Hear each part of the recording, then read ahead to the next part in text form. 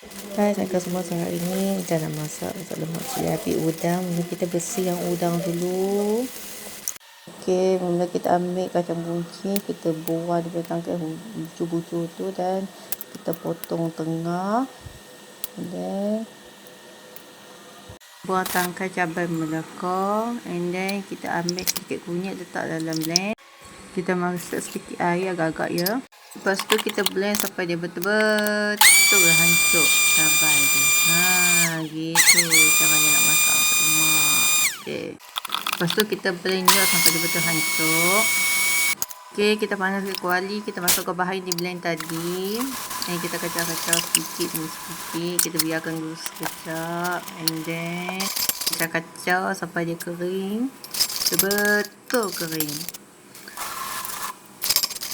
Okey, lepas tu kita masukkan udang. Udang dah masak, kita masukkan santan yang kita di blend tadi.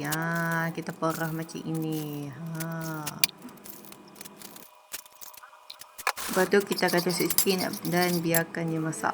Tu kita kacau-kacau biar dia betul-betul gelegak. Okey, bila dia dah gelegak, kita masuk sedikit garam. Dan sekali kita masuk kacang putih. And dah siap sama mencuba. Bye.